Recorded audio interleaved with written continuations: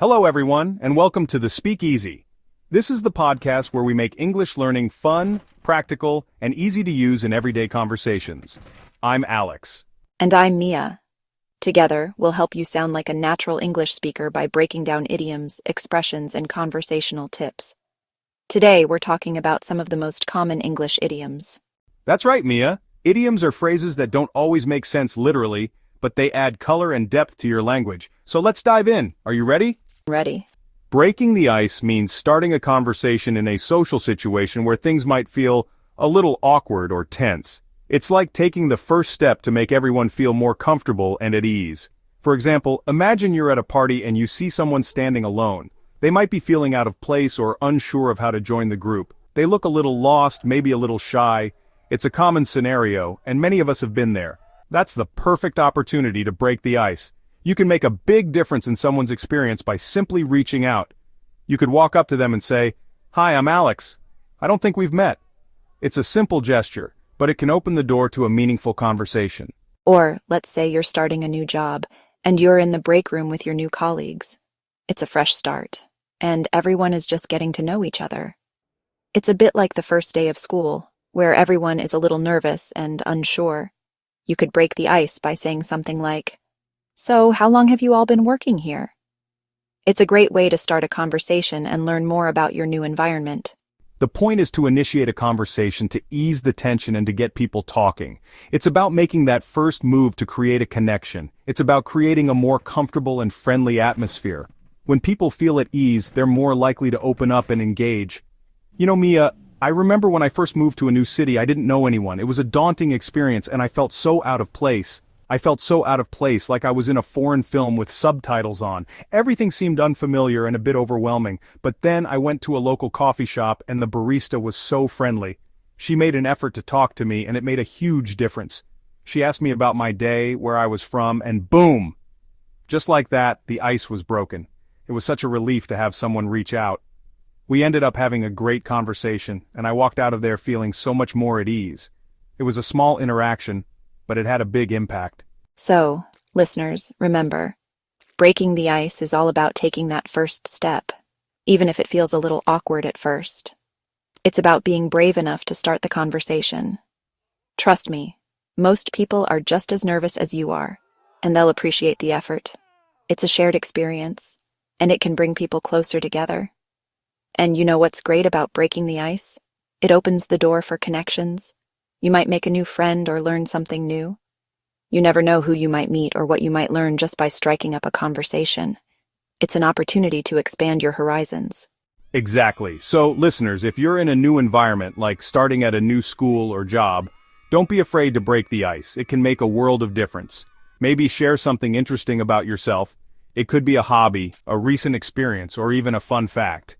The key is to be genuine and open. People respond well to authenticity, and it can lead to some truly memorable interactions. Nice touch, Mia. You always know how to bring a smile to our faces.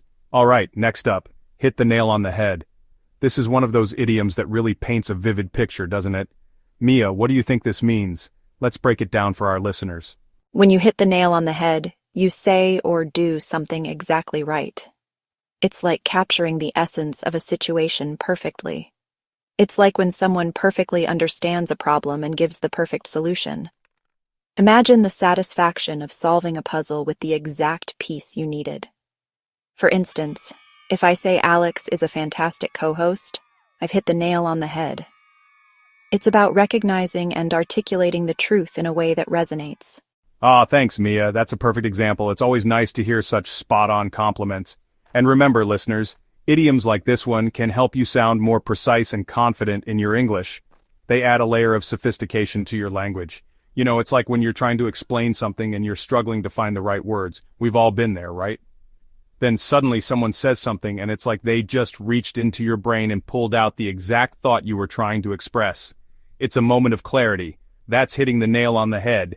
It's about precision and accuracy in communication. Or imagine you're working on a project, and you've been stuck on a problem for days. The frustration can be overwhelming. You've tried everything you can think of, but nothing seems to work. It's like hitting a wall over and over again. Then a colleague suggests a solution, and it's like a light bulb goes off in your head. Suddenly everything makes sense. They've hit the nail on the head.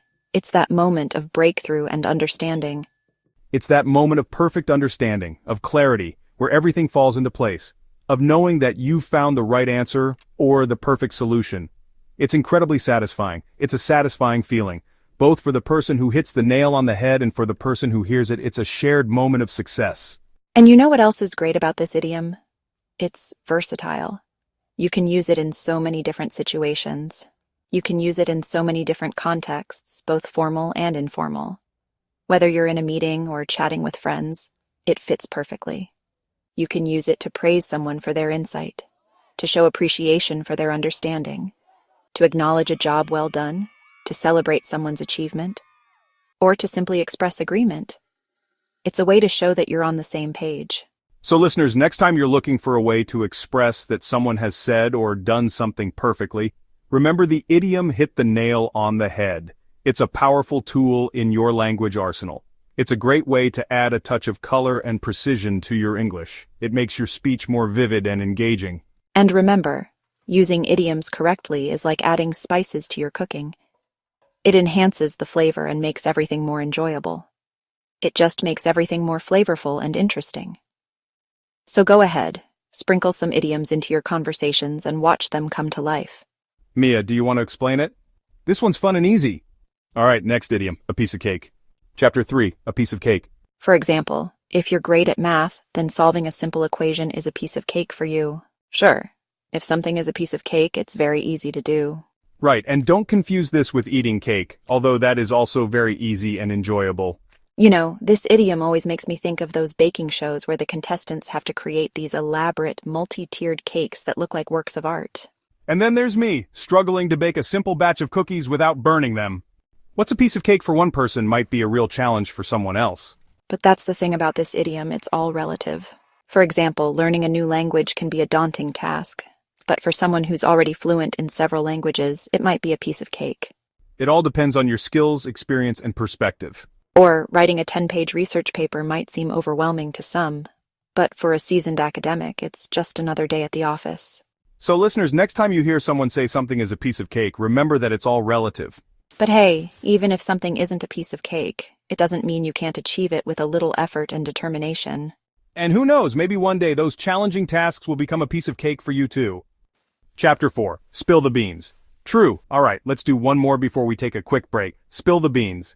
Mia, what does it mean to spill the beans? To spill the beans means to reveal a secret or share information that was meant to stay private. For example, if someone is planning a surprise party, but you tell the guest of honor, you've spilled the beans. So listeners, next time you're tempted to spill the beans, think twice.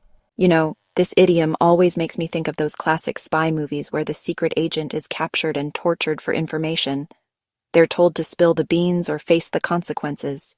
But in everyday life, spilling the beans is usually much less dramatic. It might involve accidentally revealing a friend's secret, letting slip a surprise, or sharing confidential information without realizing it. And while spilling the beans isn't always intentional, it can have consequences. It can damage trust, ruin surprises, and even lead to conflict. So it's important to be mindful of what we say and to whom we say it. Of course, there are times when spilling the beans is necessary, like if someone's safety is at risk, or if it's in the public interest. But in most cases, it's best to err on the side of caution and keep confidential information to ourselves.